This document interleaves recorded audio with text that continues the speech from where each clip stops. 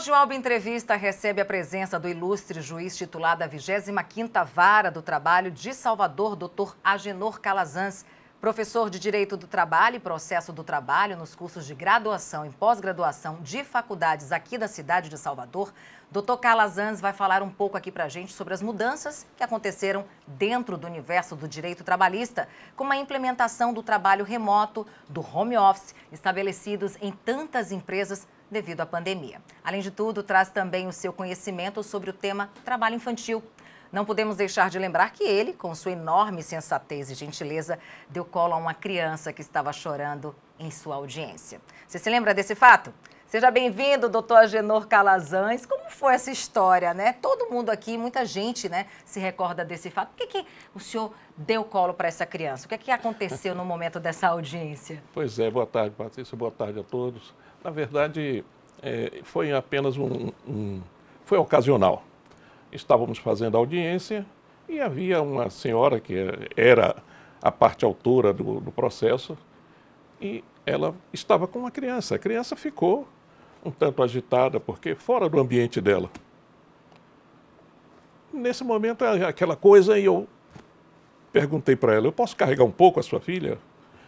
Levantei e carreguei. A garota deve ter estranhado, porque ela não me conhecia, e silenciou. Como ela ficou quietinha, eu sentei, voltei para a minha cadeira, sentei ela no meu colo, e nós continuamos a audiência. A audiência inteira ela ficou no seu colo? Sem nenhum problema. Doutor! Então o senhor tem um carinho, então, diferenciado com crianças, né? Eu gosto muito de criança, não há dúvida, muito. Mas o fato foi realmente ocasional. Necessário também, né? Até para a condução, né, da audiência. Ela ficou sem jeito, talvez a mãe também um tanto preocupada de que a filha estivesse criando problema, dificuldade na sala de audiência. Eu preferi tentar alguma coisa. Carreguei a criança e, felizmente, nós nos entendemos bem. Ela ficou ali quietinha, acompanhou o processo, me ajudou a julgar o processo. Agora, já que a gente está falando, né, sobre esse assunto, trabalho infantil, a gente tem visto muitas crianças, né, doutor, nas ruas aqui. Salvador tem cada ponto já marcado, crianças em semáforos, em portas de mercados, né, abordando as pessoas que estão adentrando em diversos estabelecimentos. E, por uma maneira ou de outra, a gente fica sensibilizado. Muita gente se incomoda, outras ficam sensibilizados por ver uma criança, né, ou até mesmo idoso pedindo alguma ajuda, alguma colaboração. Mas nesse momento, o que é que você, doutor, como juiz, né, de direito, fala nesse momento? Porque a gente sabe das necessidades hoje em dia. Não é fácil ver uma criança pedindo algo para comer, mas muitas vezes essa criança está sendo induzida a fazer aquilo, né? Sim, sem nenhuma dúvida. Amanhã vai haver um webinário promovido pela OAB, tratando exatamente sobre isso, novos diálogos sobre a infância e sobre a juventude. Por causa desse webinário, eu dei uma olhadinha nas estatísticas mais recentes e consta que nós temos 1.700.000 crianças trabalhando. No país? No país. 1.700.000 crianças. É um número muito grande. Muito grande. E trabalhando nas piores condições, porque não é permitido que criança trabalhe com menos de 14 anos de idade. Ou seja, não é permitido criança trabalhar. O que fazem aqueles que exploram o trabalho delas? Não assinam a carteira, dizem, até se escudam nesse argumento de que é proibido, e por isso não reconhecem nenhum direito, não lhe pagam salário mínimo e exploram mesmo a atividade. Pior ainda é quando essa exploração parte dos pais ou do seu representante, de alguém que cuida da criança ou que devia cuidar. E que levam, sim, para os pontos de semáforos, de sinaleiras e ali utilizam a criança para pedir as suas esmolas e obter, digamos, a simpatia da sociedade. É muito ruim. É muito ruim, a gente tem uma preocupação muito grande em relação a isso. A Justiça do Trabalho faz aquilo que é possível fazer, na medida em que o problema chegue ao seu conhecimento. E somente chega quando há uma denúncia. E Aí, então, é possível fazer alguma tipo de reparação. Podem ser apenados o pai ou o representante, pode ser apenado em relação a isso. E hoje existe isso aqui mesmo da Justiça do Trabalho, dar alguma prenda, né, uma punição, no caso, para um pai ou uma mãe, porque a gente vê muito isso quando acontece quando é outro tipo, né, que não é pai, não é mãe, não é nenhum responsável, mas uma pessoa que se beneficia do trabalho daquela criança, seja no mercadinho, seja numa fazenda, Sim, seja sim. numa roça. Sim, exatamente aí. Quando é essa outra pessoa que se beneficia, aí é que a Justiça do Trabalho entra. Porque aí houve uma relação de trabalho ilegal ou proibida ou imoral entre aquela criança e o tomador do seu serviço. Houve uma relação de trabalho. Já a relação do pai com o filho, que permitiu que a criança fosse explorada, essa merece uma punição que, porém, não cabe à Justiça do Trabalho. Aí vai caber à Justiça Comum, né, a depender do Estado, da unidade da Federação. Pode ser um juizado de menores da infância Sim. e juventude ou uma vara de família.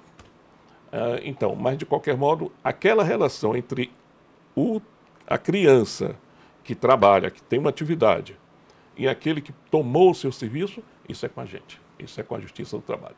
Agora, deixa eu falar, ele tem esse jeito assim, né, leve de falar, e a gente conversava muito, né, doutor, antes de gravarmos aqui o Alba Entrevista, sobre como tudo começou, né, porque as pessoas querem saber quanto tempo o senhor tem como juiz do trabalho, como juiz, enfim, de direito. Você quer revelar a minha idade, né? Só pode ser. Não precisa. Mas eu tenho bastante tempo, eu completo agora 30 anos na magistratura do trabalho. Completo agora. Não, estamos em setembro, né? Outubro? Outubro, estamos em outubro, meu aniversário está chegando. Eu completei 30 anos em junho. Completou 30 anos. 30 A anos, pandemia então, deixa a gente assim mesmo, viu? A gente fica, né? Eu mesmo, tanto perdido, às vezes, tanto tanto tempo perdido. que a gente ficou, né? Um ano e meio praticamente em casa, né? Que a gente não sabia se era terça, quarta, qual era Verdade. o dia, né? Os dias ficaram iguais?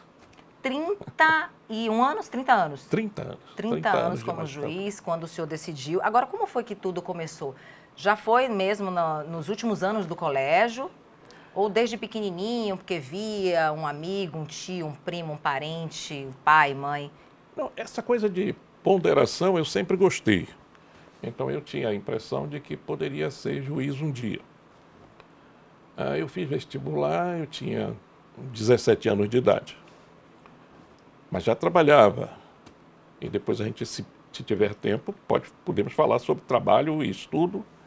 Que quando eu digo já trabalhava, eu não estou incentivando criança a trabalhar, muito pelo contrário. Não, eu também comecei a trabalhar com 16.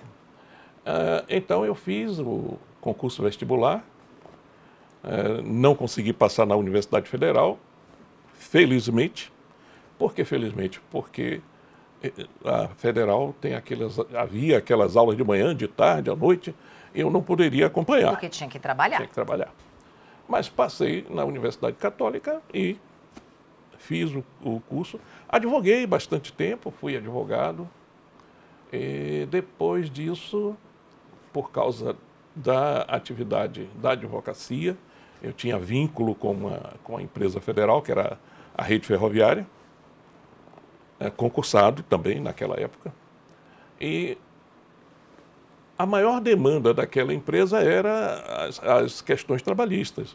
Portanto, eu fui, de qualquer modo... Foi levado, né? Fui para sendo esse conduzido segmento, para essa esse área. ramo. E me apaixonei, gosto muito do direito do trabalho, de modo que foi um casamento que eu acho que valeu a pena. E nesses 30 anos, né, como juiz do trabalho, algum momento que marcou muito a vida do senhor e até mesmo daquelas partes, né, que estavam ali em alguma audiência, porque demorou muito tempo a audiência, porque foi uma audiência tensa, porque quem estava requerendo, né, benefício não chegou a ter, porque morreu, porque uma empresa realmente foi totalmente, todos os funcionários colocaram, foi uma causa trabalhista em conjunto?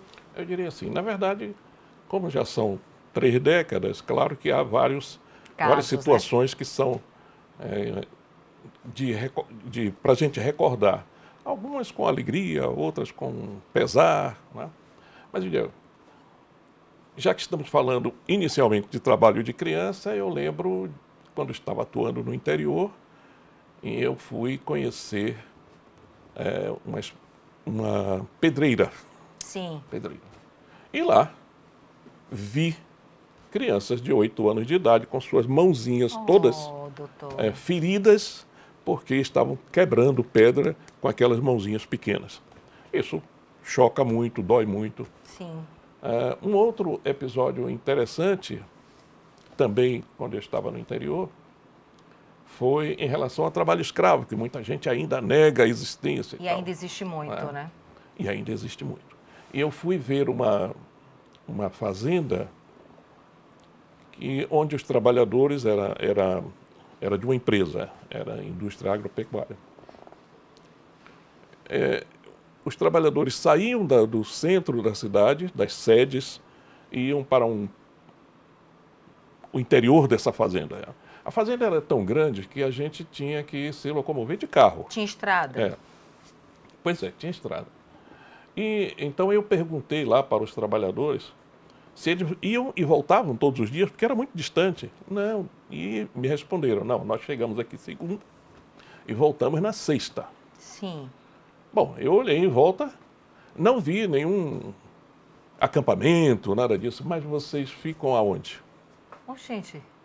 Pois bem, tinha um chão batido, uma lona em cima, e ele apontou onde era. Ali dormiam 6 trabalhadores.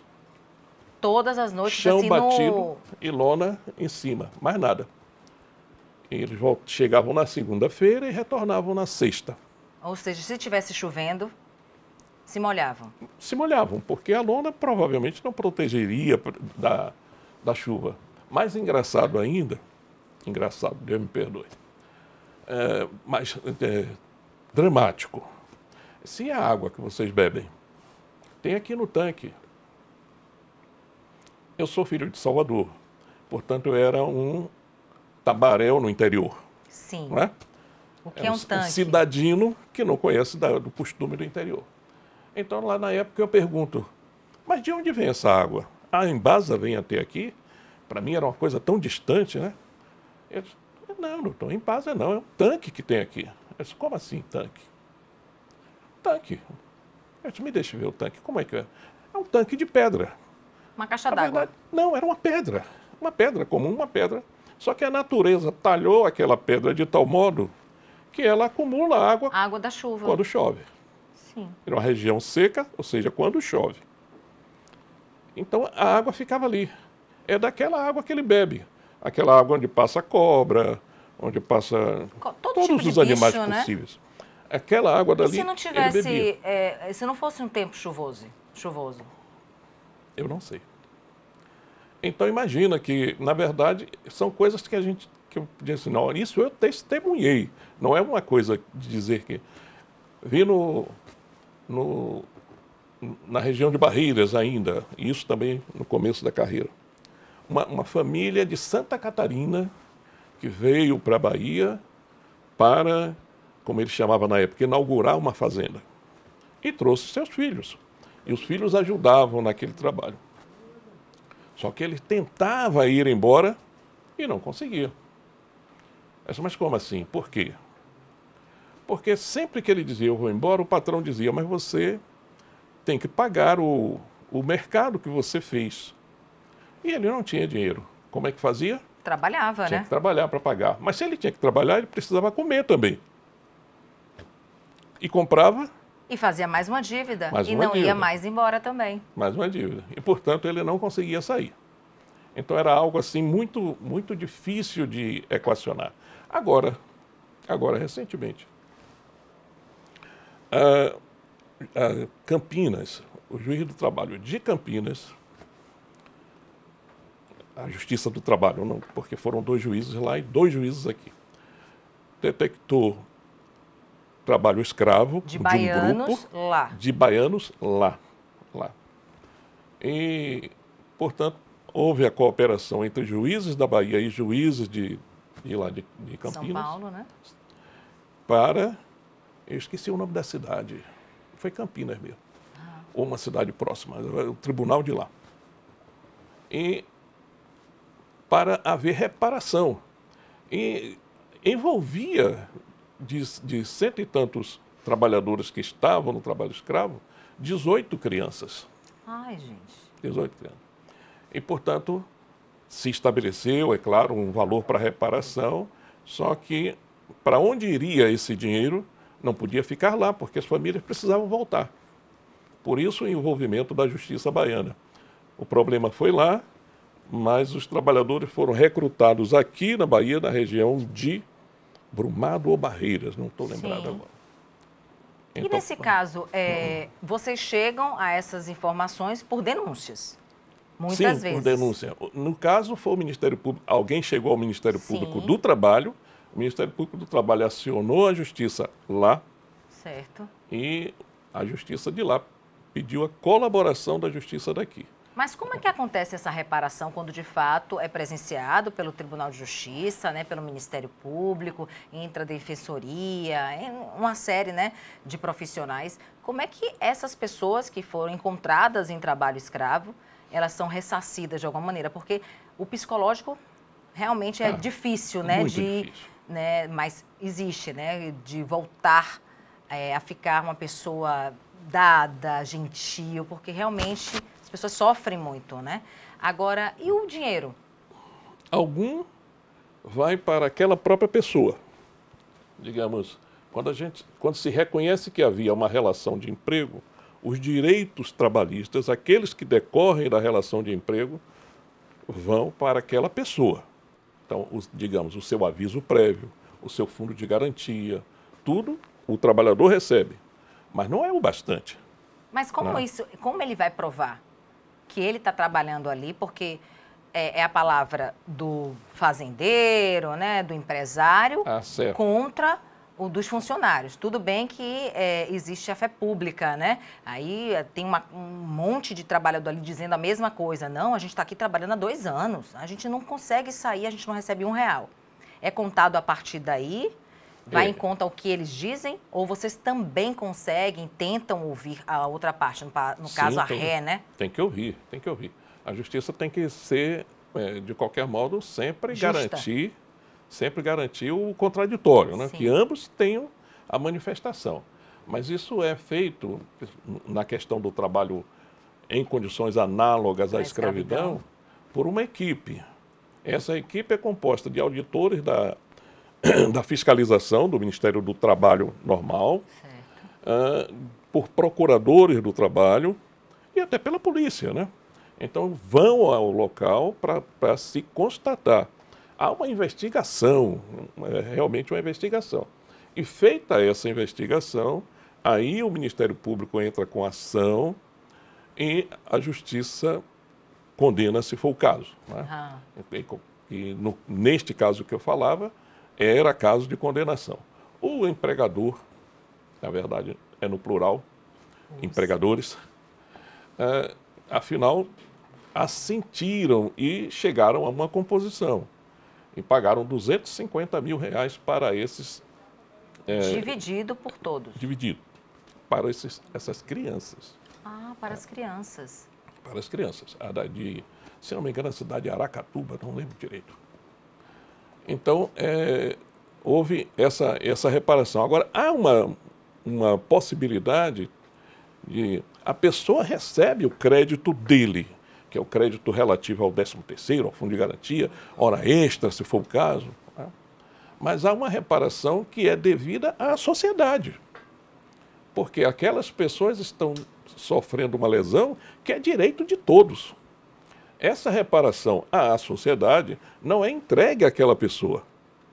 Então, digamos, olha, considerando que você vem reiteradamente descumprindo a legislação, ou seja, você não quer viver em sociedade, você vai pagar à sociedade por isso.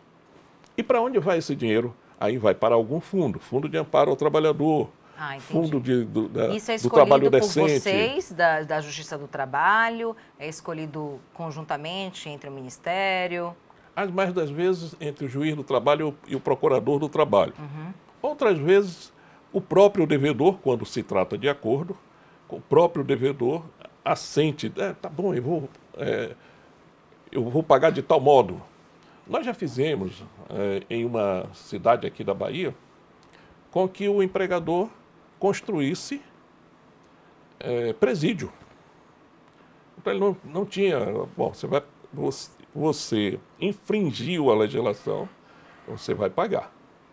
Vai pagar à sociedade. Como é que vai pagar? Você vai construir um presídio porque a cidade está precisando. Né? Então são situações assim. Agora, claro, você não pode, numa canetada, dizer o que o outro vai fazer. Não está ao seu bel prazer fixar a punição. Mas tudo é possível com uma boa ponderação. Não saia daí. A gente volta já já.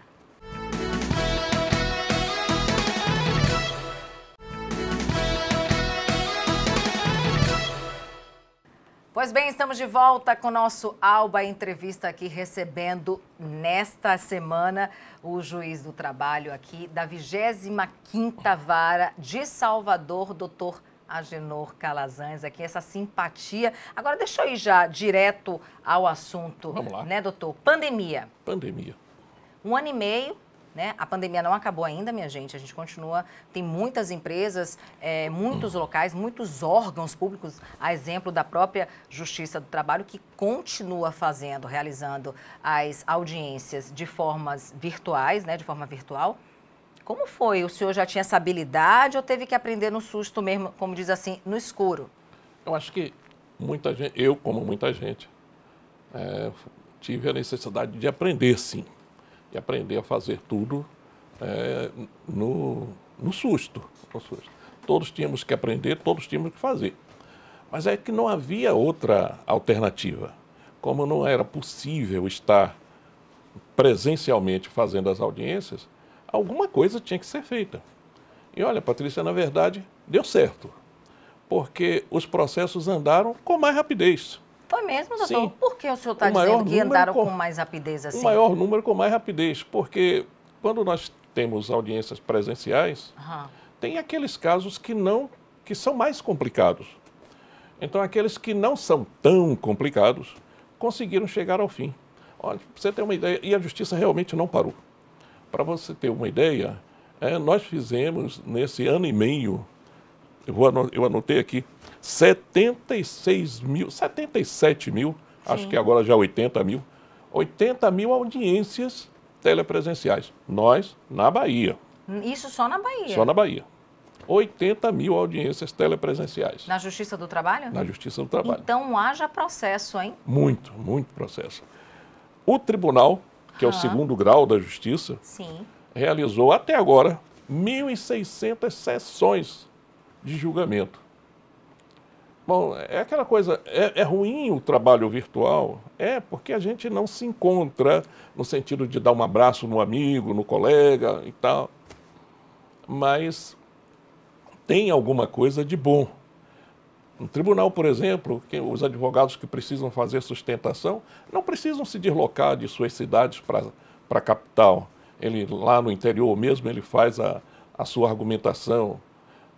As empresas que atuam no território nacional podem ter advogados da própria empresa, cidade, né? Da própria cidade. E que se habilitam no processo e, portanto, não há necessidade de gastar avião, combustível, enfrentar engarrafamentos e tudo mais.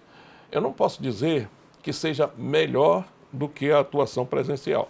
Não é, nunca. Acho que o convívio, né, faz com que as pessoas sejam mais, digamos, sensíveis. Isso que eu ia perguntar, né? Né? A atividade meramente virtual, claro, de algum modo, não é totalmente, mas de algum modo, tira um tanto da sensibilidade. Sim. Em alguns pontos, desumaniza o relacionamento. Isso não é bom. Mas um misto aí entre uma coisa e outra, eu acho que seria o ideal. Então, a pandemia não imobilizou a justiça. Nós tivemos que fazer algumas adaptações, é claro. Nós tínhamos a audiência para a apresentação da defesa. Passamos a adotar outro método, fixa prazo e o acionado responde naquele prazo. Não precisa daquela audiência só para apresentar a defesa. Então, algumas adaptações foram feitas e isso foi, mas resultou bom. Teve um Um bom bom resultado, efeito. né? Teve um bom resultado. Agora, já que o senhor está falando desses bons resultados por conta da pandemia e que as audiências foram realizadas de forma virtual, vai continuar assim, por mais que volte, né? Tudo vai voltar, né? Um dia 100% presencial, mas ainda assim, vocês vão recorrer em alguns momentos ao virtual?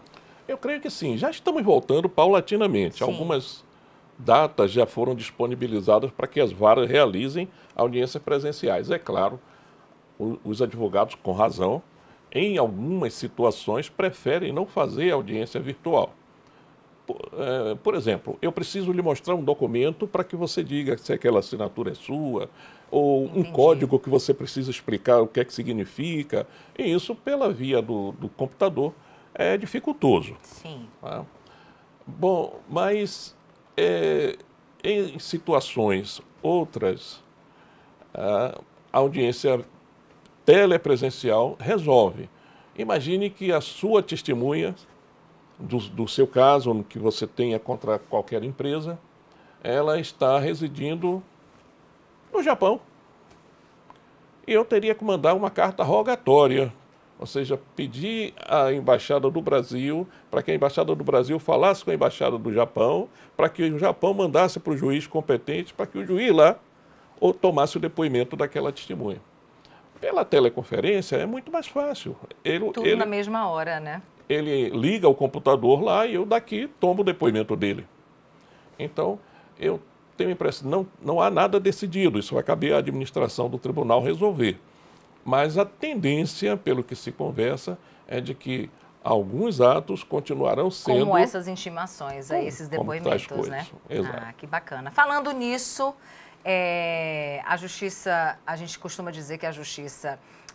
a vara, né, as varas da família são muito ágeis, né, doutor, por conta, não, a justiça que mais não pode ficar devendo pensão alimentícia porque é rápida, mas eu acho que ainda mais rápida do que as varas de família, para mim, são as varas do trabalho, né, porque resolve sempre de uma maneira, claro, né, quer resolver, tem muitos problemas que não dão para resolver de uma hora para outra, duram muito, tem empresas, né, que são acionadas aí de forma coletiva pelos seus funcionários, e esses funcionários ficam anos esperando aquele ressarcimento, aquele pagamento realmente devido, chega até funcionário, né, esse funcionário morrer, né. Eu não sei se nesse caso, doutor, a família recebe Sim. desse funcionário, esse funcionário que morreu, e por que o senhor acredita que a Justiça do Trabalho, ela vem a ser, tem ganhado, o senhor acabou de provar aí, né, foram mais de 80 mil audiências nesse 1 ano e meio, tem ganhado mais essa celeridade? Eu acho que é da cultura da Justiça do Trabalho. Realmente, disso eu me orgulho, a Justiça do Trabalho é, de fato, a mais célere entre todos os segmentos do Judiciário. Ainda bem que eu não estava errado. Não está errado mesmo, não. É a mais célere. Agora, quem tem um processo a ser resolvido tem pressa. Todo Tem mundo pressa tem, e, portanto, por menos que demore, para essa pessoa está demorando muito. É uma Por menos eternidade. que demore. Há um mito, por exemplo, se diz muito, com muita frequência, de que a Justiça do Trabalho é protetora. Isso que eu ia Não te é? perguntar, mais para o lado sempre Do empregado. do empregado. Mas é uma coisa que não é verdadeira, porque a justiça, ela precisa estar no centro. Ela não tem que ter preconceito. Nem pode ser a favor do autor, nem do réu. No nosso caso, do reclamante e do reclamado. Não pode ter essa posição. Portanto, não pode ser a favor do empregado, nem a favor do empregador. Mas a lei é protetora. E o juiz precisa aplicar a lei. A lei protege, sim. A lei diz, por exemplo, que para a homologação, para a validade da rescisão do contrato, precisava de homologação. Ponto. Se a lei dizia isso, o juiz é obrigado a cumprir. Isso é uma proteção? Era sim, era uma proteção. A lei diz que pagamento só se prova com recibo. É isso. Então, se o empregador diz, eu paguei, eu quero provar com a testemunha, não vale. Não, mas nesse caso, doutor, tem muitos empregadores, né? Eu já presenciei até alguns desses, alguns casos assim semelhantes, inclusive com entrevistas e tudo, de muitos empregadores que tinham, principalmente isso acontece muito quando você tem um contrato assim de trabalho doméstico, né? Isso acontece muito, aí é funcionário ou funcionário caseiro, seja, né, que ajude ali na casa, quando sai, às vezes, né, acha que merecia ganhar isso, mesmo recebendo tudo direitinho, mesmo recebendo tudo acordado, coloca o patrão na justiça, o patrão prova, através de recibos, que foi feito aquele pagamento, foi dadas férias, tudo. Ele ainda ganha. É possível, mas porque não estava tudo direitinho. Não é? Você supôs que estivesse, mas não estava. Porque quando você pagou, você disse está tudo certo, e a parte pode ter aceitado porque estava com pressa ou porque precisava do dinheiro, mas ainda faltava alguma coisa. Por exemplo, você faz um contrato com alguém para trabalhar na sua casa ou na sua empresa, e aí diz, olha, mas não vai ter vínculo de emprego não, tá certo? E a pessoa lhe diz, tá certo. Mas a lei diz isso, né? Que agora, 2 até 3 dias, eu não sei, até 2 dias não é vínculo empregatício. Opa. Esclareça, doutor. Esclareça. Porque tem gente em casa perguntando, é ou não é? Porque tem muita gente nesse acordo, depois que teve essa mudança das leis. Vamos falar de duas coisas aí. Vamos falar do emprego comum, vamos falar do emprego doméstico. Sim. Que são... O emprego doméstico é uma espécie de emprego. Sim. Mas, por exemplo, você pode ter um restaurante, e é muito comum em Salvador, um restaurante ali na área de Itapuã, lá para cima, e você tem um empregado que só trabalha dia de sexta e sábado. É permitido? Sim. E ele é seu empregado, trabalha 2 dias. Pode acontecer de ele trabalhar apenas um dia por semana, e é seu empregado. Mas não necessariamente eu tenho um vínculo empregatício, porque... Não necessariamente. Porque a justiça diz que eu posso colocar até 2 dias para não ter vínculo. Não. Não é bem assim. É desde que você... Aí você está falando do emprego doméstico, que tem uma distinção, porque só é emprego doméstico a atividade que seja de natureza contínua. Por exemplo, se você chama alguém para fazer uma faxina na sua casa, essa não é uma atividade contínua, porque você não faz faxina todos os dias. Sim. É bem razoável que ele não seja empregado, mas é trabalhador. Sim. Esse sim pode ficar 2 dias na semana. Até. Olhe, já está começando a esclarecer. Até. Tá. E se for um cuidador? Tá, muita gente adoecendo, né, doutor? Cuidador, principalmente de idosos, que ninguém vai cuidar todos os dias da semana e ainda dormir. Tem cuidador que sim. O emprego doméstico é muito interessante porque o emprego doméstico você não tem uma limitação. Imagine que... Como é o nome do nosso cameraman? Judson. Vamos imaginar que Judson tenha um avião, um jatinho que ele comprou e tal, que ele usa para passear. Vai ver a fazenda dele, a casa de praia e tal e tal. Mas ele não usa para ganhar dinheiro, ele usa só para passear. Mas ele não sabe pilotar, ele contratou um piloto. Esse piloto de Judson é um empregado doméstico. Por mais especializada que seja a profissão, se ele trabalha no âmbito familiar, se a atividade do seu patrão não é lucrativa, é um emprego doméstico. Então, no caso... Judson ou Júlio? Judson. No caso de Judson, o piloto, apesar da especialidade dele, da especialização... É o empregado dele. É o empregado doméstico dele. Doméstico. Entendi. Sem nenhum problema. De modo que o cuidador também é um empregado doméstico. Mas o cuidador, ou no caso, até mesmo a própria empregada doméstica, faxineira, que for contratada por 2 dias, ela pode ser pelo MEI? Vai configurar? Opa, vamos. Vai configurar? Eu vou pedir outra entrevista para a gente conversar. Eu também acho, doutor. Para falar só disso, né, doutor? O MEI é o microempresário individual. Sim. Muita gente está pagando assim. Você Sim. tem MEI? É. Então eu quero você trabalhando 2 verdade. dias na minha casa. Mas não é o suficiente para isentar-se de ser empregado. Porque, olha, é mais ou menos assim. Você é empregado, você mantém uma relação de emprego quando 3 coisas estão presentes. Sim. Vamos ver quais são? Habitualidade. Então, aquele serviço é habitual. Tá. A outra coisa, onerosidade, remuneração. Sim. O dever de pagar aquele trabalho. Ok. E a derradeira coisa, dependência ou subordinação. Um manda, o outro obedece. Se tem essas 3 coisas, você pode chamar de Coca-Cola, mas é Fanta. Não tem jeito, é emprego. Algo parecido com aqueles casais que estão convivendo 2 anos, 3 anos, mas se dizem namorados. Não é? Então, não adianta dizer o que não é. Para a justiça, para o direito do trabalho, o que importa é a realidade. Você pode escrever o que quiser. Eu escrevi que não é emprego, mas é.